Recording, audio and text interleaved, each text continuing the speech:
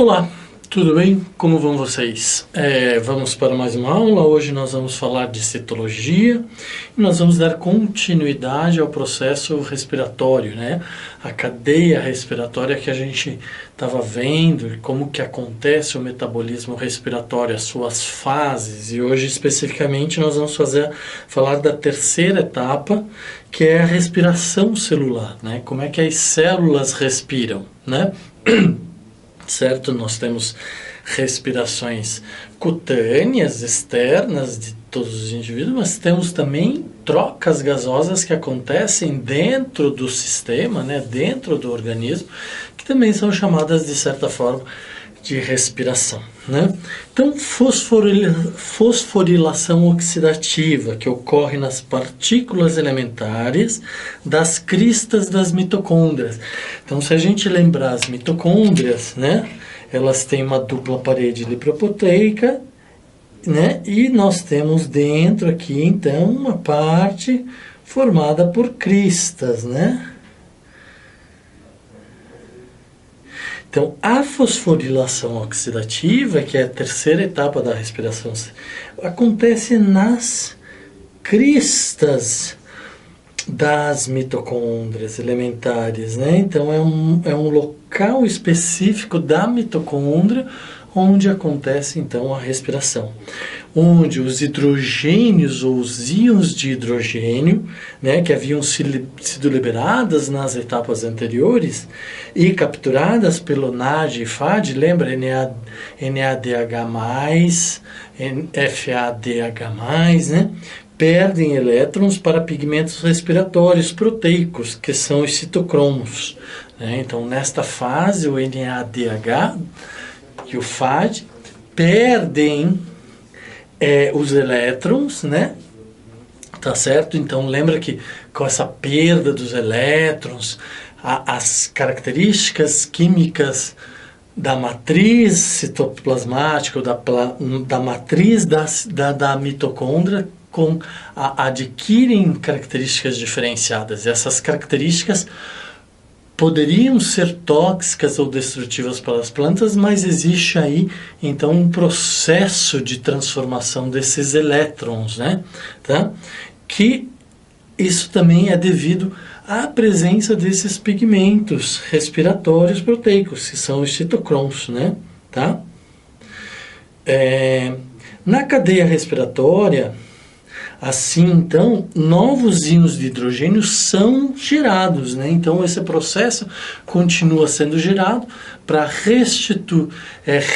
restabelecer ou ressubstituir os elétrons perdidos e reequilibrar as funções, né?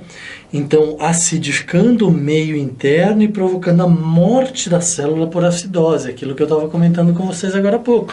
Então, se esses elétrons forem produzidos diretamente para controlar as cadeias abertas, né, os canais abertos das moléculas, o meio vai se tornar muito ácido, né, por causa do íon hidrogênio, né, e com isso vai acidificar todo o meio e toda a mitocôndria, né, gerando até a morte da própria mitocôndria e de toda a célula, né? Então, os íons de hidrogênio se combinam com elétrons provenientes dos citocromos. Então, aqueles pigmentos proteicos, né, os citocromos, liberam alguns outros íons que vai formar, então, né, e vai se combinar com os íons de hidrogênio e com átomos provenientes do gás oxigênio, produzindo, então, a água, né?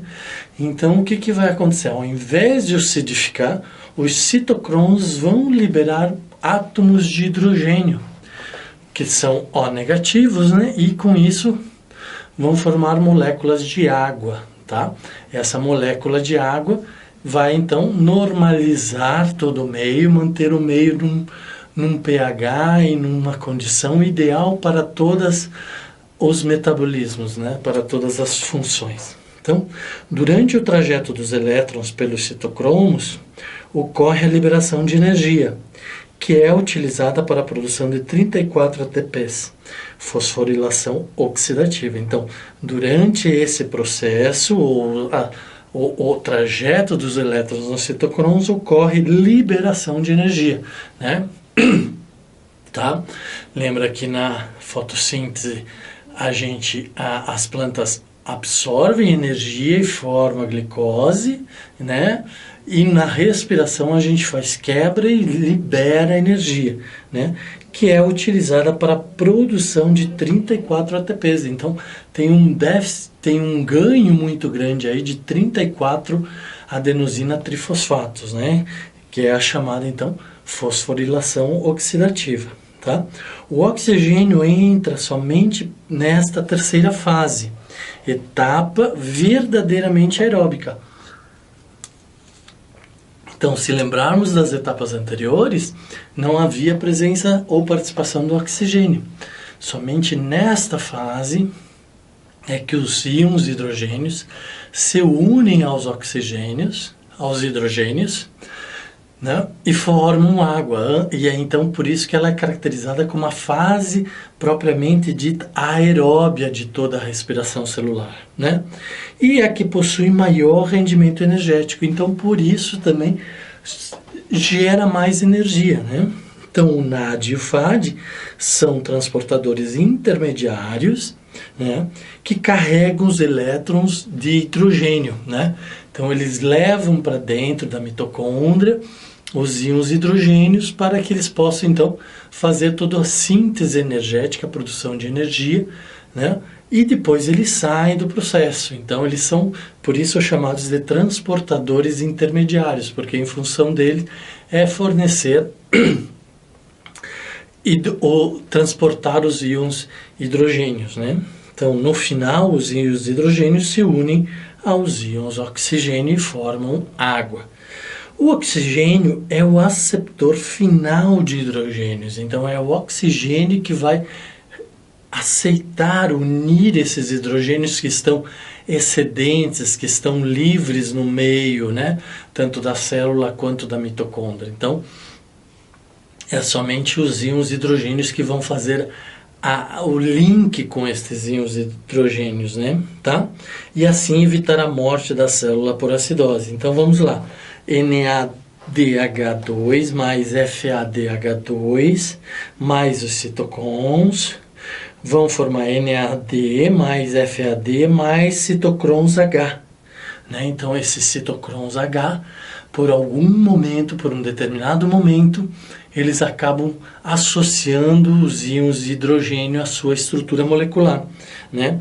Que depois, em contato com o oxigênio, com os íons de hidrogênio, vão fazer a liberação, a quebra dessa ligação com o hidrogênio, gerando então citocrons mais água, né? Então, dois hidrogênios que vieram do Na2 e o Fa2, né? Mais um átomo, um íon de oxigênio para formar então a água, né? Então, ao longo da respiração celular, a glicose é oxidada, liberando CO2, água e energia, né? Então, lembra que nós precisamos de CO2, água e energia para formar a glicose?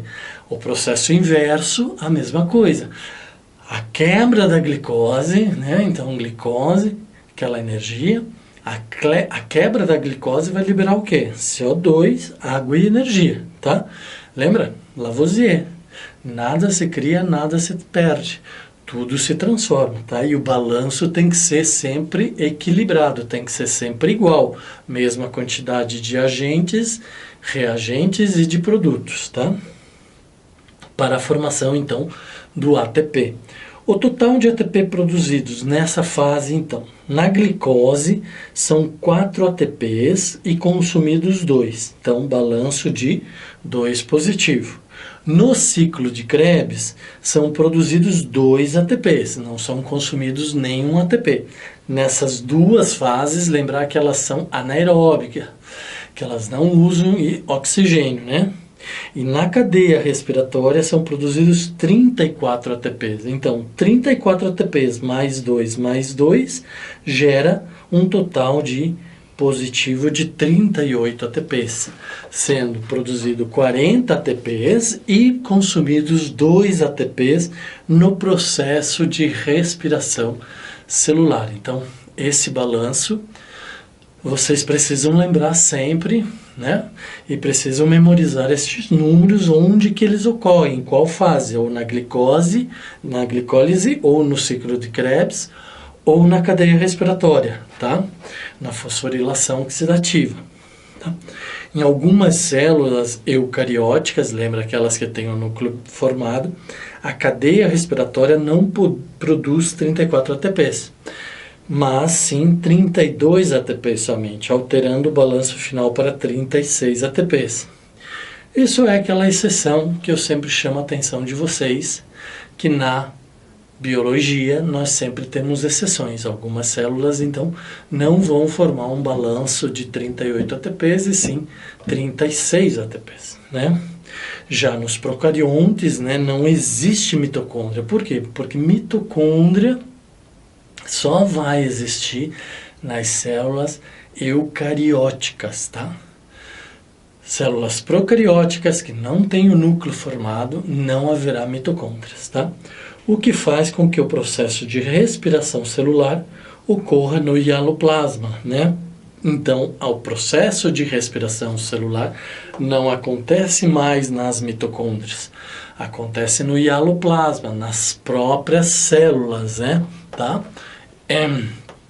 E na face interna da membrana plasmática, dos mesossomos, que são aquelas uniões intercelulares. Tá? Nos procariontes, a respiração celulosa aeróbia produz um rendimento energético de 38 ATPs por molécula de glicose oxidada. Tá? Existe também um rendimento energético aí, né, nesses processos. Só não acontece isso nas mitocôndrias, porque não tem mitocôndrias, mas existe todo um processo de produção energética nos seres procariôticos, né? Tá? Aqui então um esquema para vocês, né, das fases da respiração celular. Então, a glicólise, né, com a formação de 4 ATPs, consumo de 2, um balanço total de 2 ATPs, né? Tá? Ok?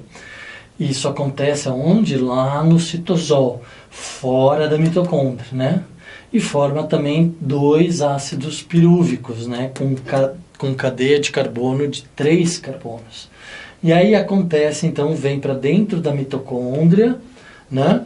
E aí dentro da mitocôndria, dentro da matriz mitocondrial, ocorre o ciclo de Krebs, onde então é produzido 2 ATPs, né? E liberado 6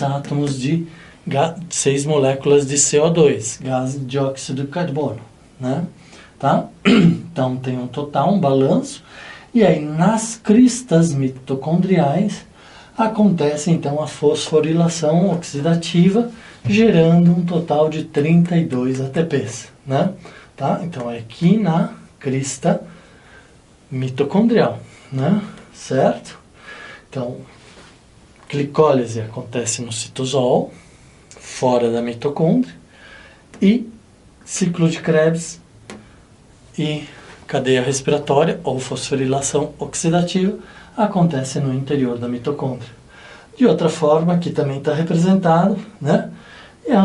E aí vocês vão ver a glicólise, formação de piruvato, né? Ácido piruvico ou piruvato, né? Acetil-CoA, que é uma coenzima, o ácido ciclo de Krebs, né? O transporte de hidrogênios pelo NADH2, FADH2, né? Que vão participar da cadeia respiratória e vão então produzir ATPs. Então, em todas as fases há produção de ATP, consumo somente na primeira fase, em glicólise, e participação do oxigênio somente na última fase. Estas questões, estas dicas vocês têm que lembrar, tá? Certo? Então, esquema simplificado da respiração aeróbica. Eu tenho a glicose, né, ou a glicólise, né? Então aqui eu tinha uma molécula de glicose, gera 4 ATPs, consome 2 para a quebra desta molécula, né? Então vai acontecer a glicólise lá no hialoplasma, fora da mitocôndria, e vai haver excedente ou um balanço positivo de 2 ATPs, né? Então, o NADH2, ele vai transportar hidrogênio de lá da glicólise aqui para a cadeia respiratória. Já dentro da mitocôndria, né, na matriz mitocondrial, ocorre o ciclo de Krebs. A cadeia respiratória ocorre nas cristas mitocondriais. E aí, a produção de 2 ATPs mais CO2, né, ácido dióxido de molécula de gás dióxido de carbono, né? E aqui então a produção também, ou a participação dos NADH2, FADH2, que transportam os hidrogênios aqui para a cadeia respiratória, que vão se associar ao pigmento proteico, certo? E vão então fazer o processo de transformação de energia, gerando um balanço positivo de 34 ATPs. E onde que forma a água? Bom, então outra coisa que vocês precisam lembrar. CO2 é formado no ciclo de Krebs, tá? Então aquele CO2 que a gente fala que as plantas liberam à noite ou liberam durante o dia, ele vem da matriz mitocondrial do ciclo de Krebs. E a água que a planta produz? A água que a planta produz vem da cadeia respiratória, que acontece nas cristas mitocondriais, certo? Participação de oxigênio somente na cadeia respiratória, certo? Consumo de energia somente na glicólise. Por quê? Porque há necessidade de quebra da molécula de glicose, tá? Então, a fermentação e a respiração anaeróbica. Então, agora nós vamos sair da respiração aeróbia, nós vamos para o processo de fermentação ou respiração anaeróbia. Então, agora não tem participação de oxigênio, certo? Então, a fermentação consiste na quebra incompleta da glicose, sem consumo de oxigênio, liberando energia, e um resíduo energético, ácido lático, ou etanol, álcool etílico. Então, na fermentação, que consiste na quebra incompleta da glicose, tá? Sem consumo de oxigênio, liberando energia e um resíduo energético, que é o ácido lático ou o etanol, álcool etílico. Então, haverá novamente reações do tipo glicólise no hialoplasma citosol, né? Então, novamente, a glicólise acontece lá no citosol, né? E as reações ocorrem, então, portanto, fora da mitocôndria, né? Cada etapa é catalisada por uma enzima específica. Então, cada etapa da fermentação é catalisada por uma enzima específica, tá certo? Então, vamos lá. Para iniciar a quebra da glicose, será necessária a energia proveniente de 2 ATPs. Não mudou nada, lembra? Produz 4, mas consumiu 2. Então, precisa de energia para fazer a quebra da molécula da glicose. Então, para desencadear o processo de glicólise, né? Na sequência, as reações darão origem a produtos intermediários, como NA, NAH2, FADH2, NADH2, FADH2, né? São produtos intermediários que vão transportar os íons hidrogênios, né? Até formarem moléculas de ácido pirúvico ou piruvato, liberando então íons hidrogênios que serão capturados e transportados pelo NAD, que então se transformarão em NADH, né? Ao final das reações da glicólise e produção de piruvato, serão produzidos 4 ATPs. Então, ao final da glicólise, mesma coisa que na aeróbia, serão produzidos 4 ATPs, sendo que foram consumidos 2 ATPs. E o produto final da glicólise, um dos produtos finais da glicólise é o ácido piruvato, né? No ciclo de Krebs, então o ácido piruvato tanto na respiração anaeróbia como na aeróbia, né? Tá? A glicólise produz 4 ATPs e consome 2, gerando assim um saldo positivo de 2 ATPs. Isso eu já demonstrei para vocês. Depois da glicólise, o ácido pirúvico ou piruvato sofre o ataque de enzimas. Lembre que para cada reação há um tipo de enzima específica, que darão origem à molécula orgânica, que receberão os hidrogênios transportados pelo NADH, o etanol ou ácido lático. Então, quando há quebra, a reação, a ação de enzimas sobre o ácido pirúvico, a formação de moléculas orgânicas o quê? Tem carbono, lembra? Ácido pirúvico é uma molécula orgânica que tem 3 carbonos na sua estrutura, na sua cadeia, né? Tá? Que receberão os hidrogênios transportados pelo NADH, tá? Etanol ou ácido lático. Na fermentação não existe FAD e nem oxigênio com aceptor final de hidrogênios. O aceptor final de hidrogênios é uma molécula orgânica, ácido ou álcool.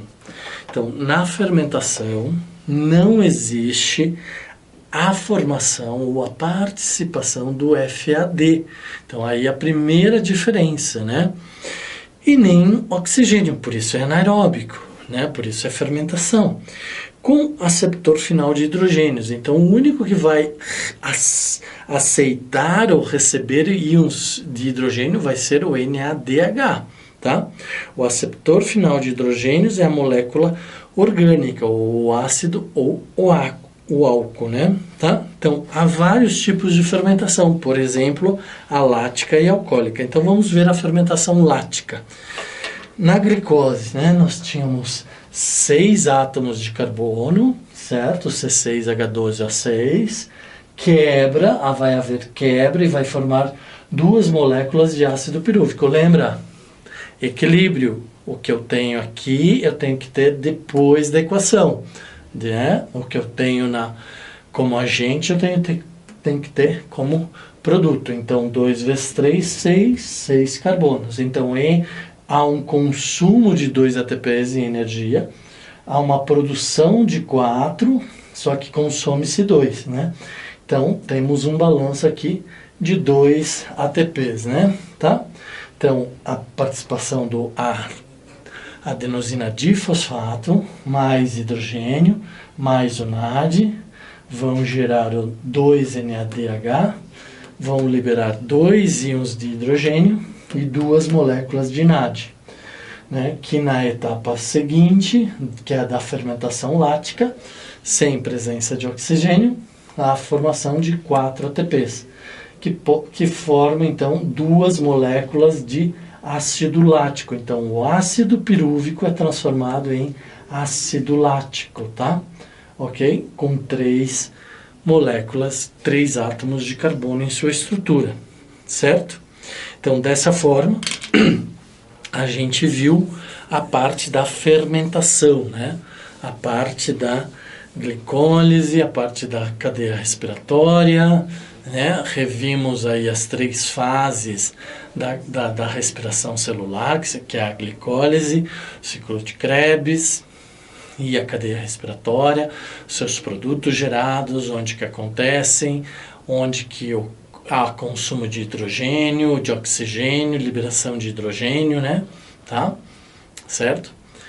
Então, dessa forma, a gente termina aqui o conteúdo da aula de hoje, que foi respiração, a terceira fase da respiração aeróbia, ou respiração celular, e o início da fermentação ou da respiração anaeróbia. Nas próximas aulas nós vamos continuar vendo a respiração anaeróbica agora no seu processo de fermentação alcoólica, e nós vamos ver também a importância deste fenômeno de fermentação, que é muito útil economicamente para a vida do ser humano, né? Nós, por causa da fermentação, nós temos a produção de vinagre, nós temos a produção de pão, nós temos o vinho, nós temos aí vários processos onde ocorre a fermentação, e com isso nós conseguimos ter alguns produtos alimentares, ou seja, a fermentação participa da nossa cadeia alimentar, ok? Grande abraço para vocês e até a próxima aula. Tchau, tchau. Fiquem bem.